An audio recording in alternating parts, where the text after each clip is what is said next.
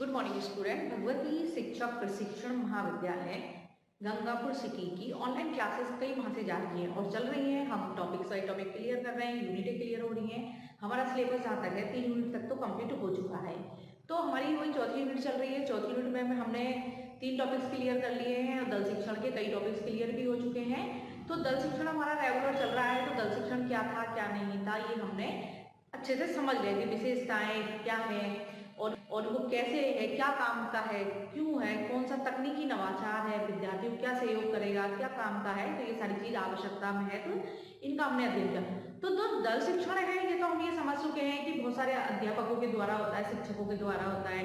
कई विशेषज्ञ होते हैं, कई प्रकार के शिक्षक होते हैं, जिसमें कोई प्रयोगशाला वाले होते हैं, कई कंप्यूटर वाले होते हैं, तो कई अपने विषय के ज्ञाता होते हैं, कई अच्छे विचारक होते हैं या फिर व्याख्यान करने वाले होते हैं। तो बहुत तरह के शिक्षक होते हैं। तो इसमें क्या होता है, सारे शिक्षकों को एक जगह समूह में लाकर शिक्षण कार्य समूह में आते हैं और वो एक दूसरे के सहयोग से पूरा शिक्षण कार्य करते हैं।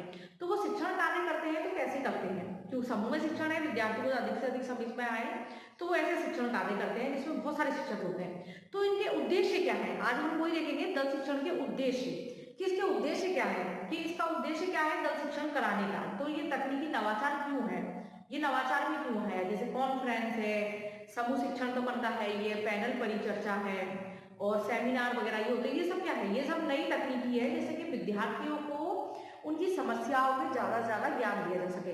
तो दल शिक्षण के उद्देश्यों का हम अध्ययन कर रहे हैं। तो अपने एम्स ऑफ टीम टीचिंग यानी दल शिक्षण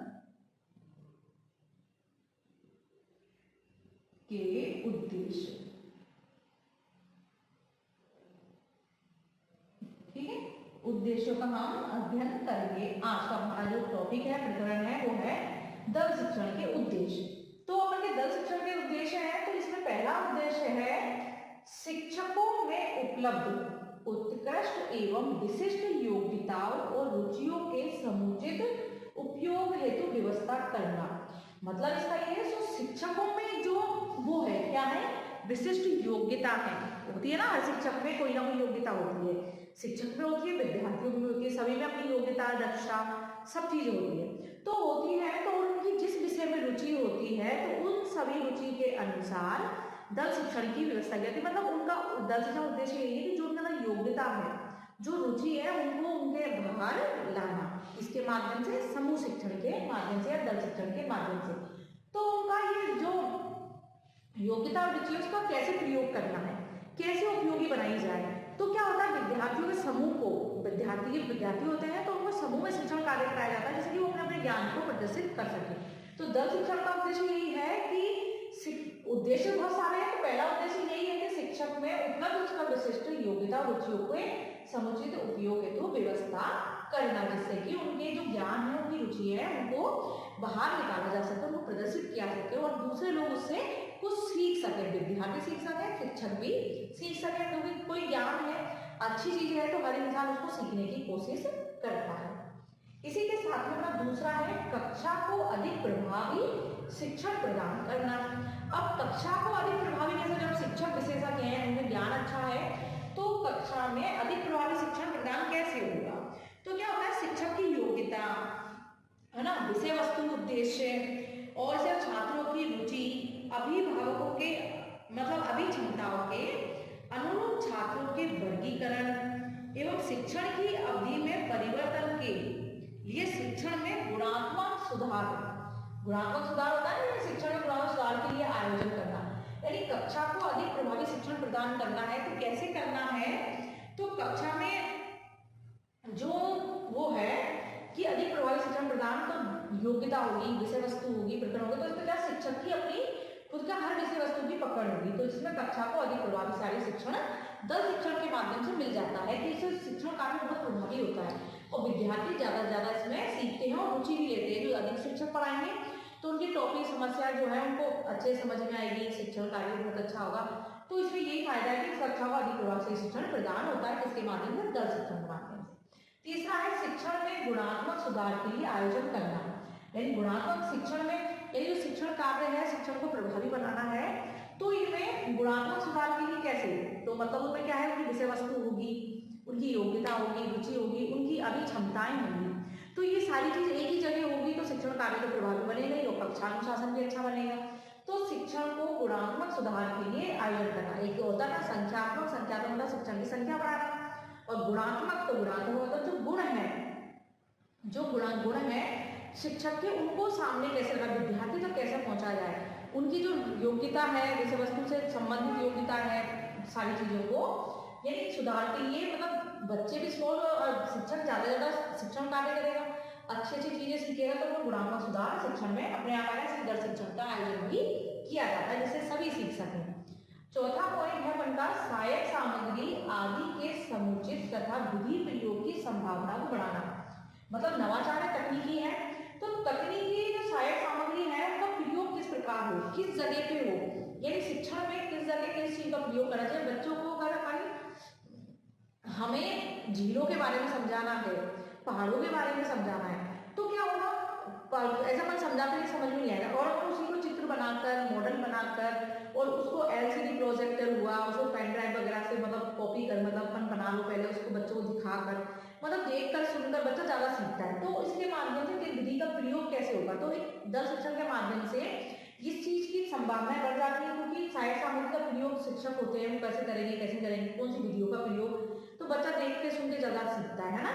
तो जब वो किसी चित्र को सामने देखेगा तो बहुत जल्दी समझ जाएगा कि हाँ ये चीज है, ये जगह वहां पर है और इस जगह में ये है, तो सारी चीजों को अपन आपको आसानी से समझा सकते हैं जैसे सहायक सामग्री के माध्यम से। अब कक्षा अनुशासन से संबंधित समस्याओं का निराकरण, जो कक्षा का अनुशासन है तो इसमें जो समस्या होती है कई कब विद्यार्थी ध्यान नहीं देते हैं, पढ़ना नहीं चाहते हैं, समझते नहीं है, तो दल शिक्षण के माध्यम से अनुशासन होता है क्योंकि बहुत सारे शिक्षक होते हैं तो ध्यान रखते हैं कोई बच्चा कि अनुशासनहीनता तो नहीं कर रहा है, वो सीखने में रुचि ले रहा है नहीं, पढ़ाई में रुचि है या नहीं है, ये सारी चीजों का भी इसमें निराकरण हो जाता है किसका, अनुशासन जैसी समस्याओं का, क्योंकि बहुत सारे शिक्षक हैं तो अपने आप बच्चों पर ध्यान दे देंगे और इससे बच्चा भी क्या रहता है, एक डर रहता है कि बहुत सारे शिक्षक है मैं गलती करूंगा तो मुझे डांट पड़ेगी या फिर मुझे कुछ सुनना पड़ेगा, तो इस वजह से वो समस्याओं का निराकरण भी दल शिक्षण के माध्यम से हो जाता है। छठा पॉइंट है सहयोगी शिक्षा के अवसर में वृद्धि करना। मतलब सहयोगी शिक्षा का मतलब है एक शिक्षक दूसरे शिक्षक का सहयोग करे या विद्यार्थी का सहयोग करे, तो इसमें ये है कि सहयोग की भावना के अवसर मिलते हैं और एक दूसरे शिक्षक एक दूसरे के साथ कार्य करने के लिए भावना आती है और वो उसमें अवसर में वृद्धि करता है और वो एक दूसरे को समझते भी हैं और एक साथ में समूह में शिक्षण भी कराते हैं। सातवां है शिक्षण तकनीकियों का अधिक से अधिक विकास करना। जो शिक्षण की तकनीकी है, नई नई तकनीकियां हैं, उनका अधिक से अधिक विकास कैसे हो, तो समूह शिक्षण के माध्यम से शिक्षण तकनीकों का अधिक से अधिक विकास होता है। अपन हम इसके और उद्देश्य देखते हैं, 7 हो चुके हैं, आगे के देखते हैं हम।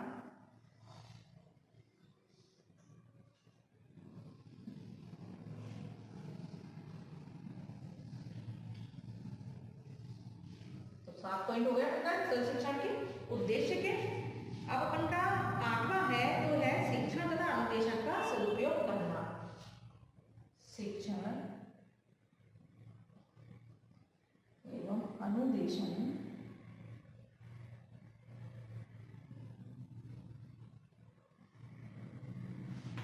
का समुचित उपयोग करना।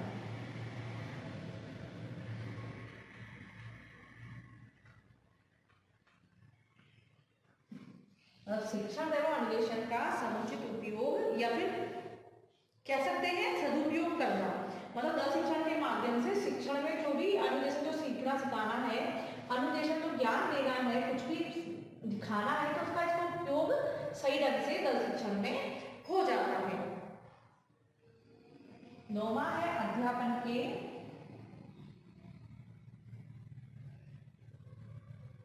समय का सदुपयोग करना।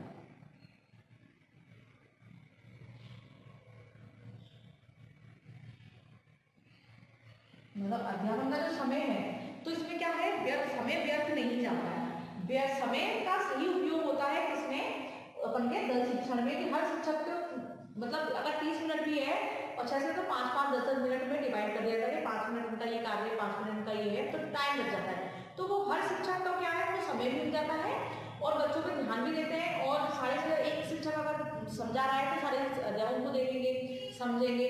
तो इसमें समय भी सभी के लिए निश्चित होता है अध्यापन कार्य के लिए, तो समय भी बचता है और समय की काफी इसमें बचत होती है। 10वां है योग्य एवं अनुभवी, मतलब इसमें जो योग्य और अनुभवी शिक्षक है, तो शिक्षकों की योग्यता का पूरा उपयोग होना, शिक्षकों की योग्यता का पूरा उपयोग, मतलब शिक्षक की जो योग्यता है उसका पूरा उपयोग इसके अंदर हो जाता है दल शिक्षण के अंदर, कि मतलब शिक्षक अपना पूरी चीजों को इसमें लगा सकता है और योग्य और अनुभवी शिक्षकों की योग्यता का पूरा उपयोग इसमें होता है, किसमें, दल शिक्षण में, कि उसकी जो योग्यता है और जो अनुभव है उनको वो उसमें शेयर करता है विद्यार्थियों के साथ, शिक्षकों के साथ, तो सभी इसमें अधूरी योग्यता उसकी बाहर आ जाती है और समझ में आता है कि हाँ शिक्षक कितनी योग्यता रख सकता है और कितना अनुभवी शिक्षक है, उनके विचारों से पता लग जाता है, उनके कार्य के अनुसार जो कार्य करते हैं, कार्य करने की उनकी वो योग्यता है और जो ज्ञान है विषय वस्तु का उसका पता लग जाता है। और उनका अध्ययन हेतु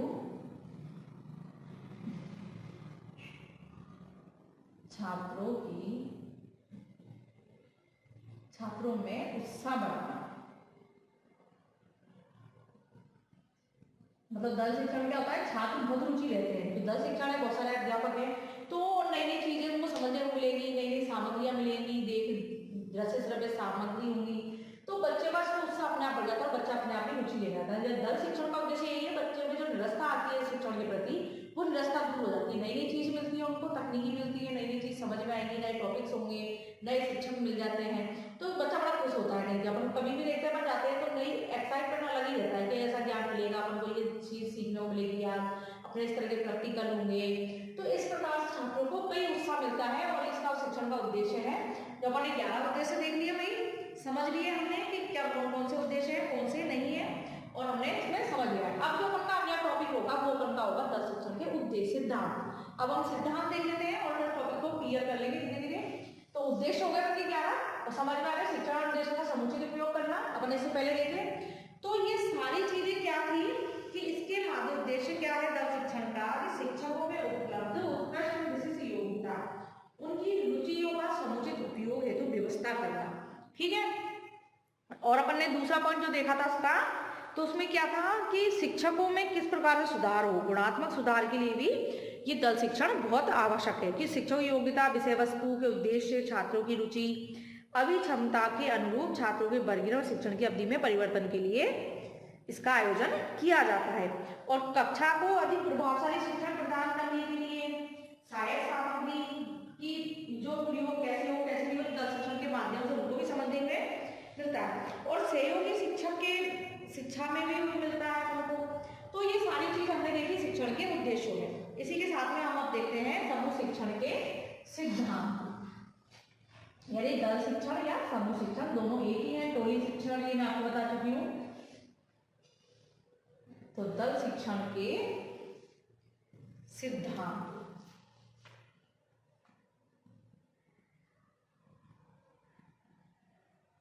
ये छोटे छोटे टॉपिक्स हैं, इस वजह से हम इनको एक ही साथ में क्लियर कर रहे हैं। अब इसका सिद्धांत क्या है, शिक्षकों को दिया गया दायित्व की योग्यता कौशल के अनुरूप होना चाहिए। मतलब ये सिद्धांत कहते हैं शिक्षकों को दिया गया दायित्व, शिक्षकों को दिया गया दायित्व उनकी योग्यता के अनुसार होना चाहिए, के अनुसार। मतलब सिद्धांत दल शिक्षण ये कहता है कि जो शिक्षक है उनकी जो भी दायित्व दिया जाए, जो भी उनको कार्य सौंपा जाए, तो वो किसके अनुसार हो, उनकी योग्यता के अनुरूप हो, है ना, होना चाहिए ना, या फिर उनके कौशलों के अनुरूप हो, यानी उनका जो योग्यता रखते हैं जो शिक्षण कार्य है उसके अनुसार ही ये अपन के शिक्षकों को दिया गया दायित्व की योग्यता के अनुसार या अनुरूप होना चाहिए। इसका सिद्धांत ये कहता है।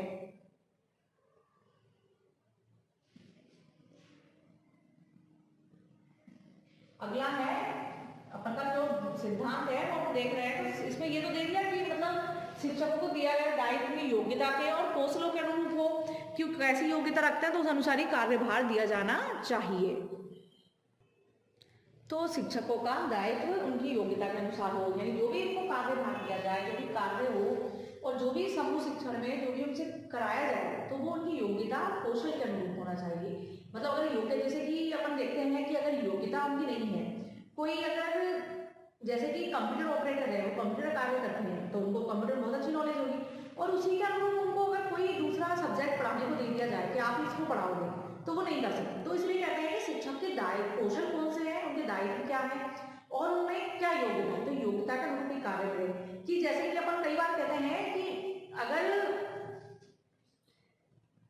अगर पानी देने वाला कार्य किसी का है, कोई माली का काम करता है और उनसे कह दिया जाए कि तुम जाके किसका मकान बनाने का काम करो, ये करो, तो नहीं कर सकता क्योंकि उसकी योग्यता नहीं है, क्योंकि वो काम कर रहा है और उसमें वो नहीं है।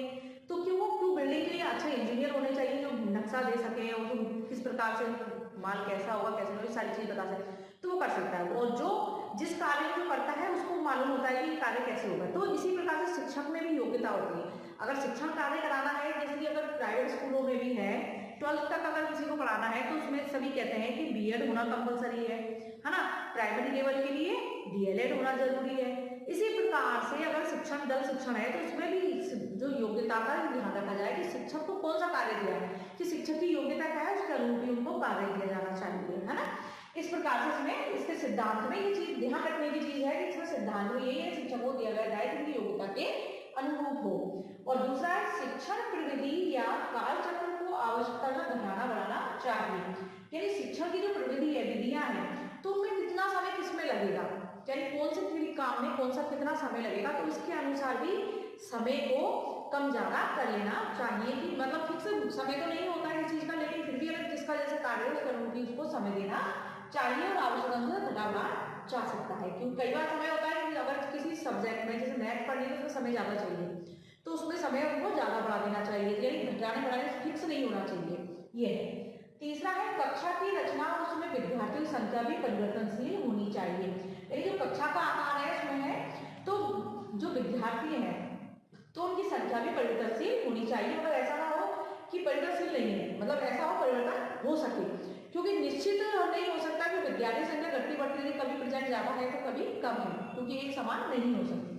और अधिगम के लिए समुचित वातावरण सृजन करना चाहिए, यानी जो सीखने का दल शिक्षण कार्य है तो इसके लिए जो वातावरण है वो उचित होना चाहिए। वहाँ रोशनी की व्यवस्था, सारी व्यवस्थाएं जो होती हैं रूम की, कक्षा के आकार की, बस विद्यार्थियों के अनुसार और सारी चीजों की होनी चाहिए, है ना। और पांचवा है अनुदेशन का स्तर समूह में सम्मिलित प्रत्येक छात्र के लिए उपयुक्त होना चाहिए। जो अनुदेशन का है, जो समूह में शिक्षण हो रहा है तो उनके अनुसार सम्मिलित प्रत्येक छात्र के लिए उपयुक्त होना चाहिए। जो वातावरण है, जो कक्षा का आकार है, सब चीज उसके अनुसार होनी चाहिए।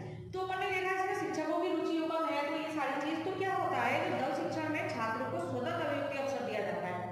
तो दल शिक्षण पाठ्यक्रम से संबंधित नवीन विषयों को चुनौतियों को स्वीकार करता है। दल शिक्षण में पूर्ण संपूर्ण शिक्षण की पूर्व योजना बड़े सुसंगठित क्रमबद्ध ढंग से बनाई जाती है, ये चीज तो हमें मालूम है। और तथा प्रत्येक सदस्य को अलग अलग उत्तरदायित्व सौंपे जाते हैं। तो इस प्रकार शिक्षकों में परिश्रम, स्वाध्याय, कर्तव्य परायणता एवं मित्रता आदि गुणों के विकास होता है। तो दल शिक्षण क्या है, एक सामाजिक गुण का विकास भी दल शिक्षण के माध्यम से होता है। मतलब सामाजिक गुण भी होते हैं उसके अंदर। जो समूह शिक्षण है तो शिक्षण में क्या है, दोनों समय में सहयोग, कुशलता, ईमानदारी, सारी चीजें भावना होगी पढ़ाने में, एक दूसरे के प्रति समझने की। तो दल शिक्षण में अपने उद्देश्य देख लिए, सिद्धांत देख लिए, फिर 2 टॉपिक्स में क्लियर कर लिए। तो हमें ये चीज तो समझ में आ गई है कि दल शिक्षण का उद्देश्य क्या है, कि दल शिक्षण चाहता क्या है, कि इसमें दल शिक्षण में यही है शिक्षक की योग्यता के अनुसार कार्य भाग दिया जाए, विद्यार्थी का जो वो है मतलब सीमित जगह हो, और इसमें यह है कि आकार वगैरह बढ़ाया जा सकता है, घटाया जा सकता है, बच्चों की संख्या कम ज्यादा भी हो सकती है। तो सब चीज परिवर्तित, सब थोड़ी लोचशीलता यानी लचीलापन होना चाहिए जिसमें कि उनको बढ़ाया बढ़ाया जा सके। तो इस प्रकार से हमने उद्देश्य, सिद्धांत इनका अध्ययन किया आज। तो हम इन चीजों को समझ चुके हैं और दल शिक्षण भी हमने काफी टॉपिक्स क्लियर कर लिए दल शिक्षण के। तो इसी प्रकार से हमें क्या करना है, क्या नहीं करना है, ये सारी चीज हम समझ चुके हैं। अब आगे हम इसमें देख लेते हैं कि दल शिक्षण की आवश्यकता महत्व हमने देखा था पिछले टॉपिक्स में, तो इसकी आवश्यकता महत्व कहाँ था, तो उद्देश्य भी जो हमने देखे वो भी हमने 11 उद्देश्य समझ लिए कि शिक्षकों में उसका विशेष योग्यता और रुचि का ध्यान रखा जाए, तो और कक्षा अधिक प्रभावी से। तो दल शिक्षण का मतलब यही है कि शिक्षण कार्य को ज्यादा से ज्यादा सफल बनाने के लिए, प्रभावी शिक्षण के लिए और शिक्षण कार्य में सुधार के लिए ये सारी चीजों की, दल शिक्षण की जो नवाचार है उनका प्रयोग किया जाता है, जिससे शिक्षण कार्य बहुत ज्यादा सफल हो सके और जो कक्षा कार्य है वो सफल बनाया जा सके।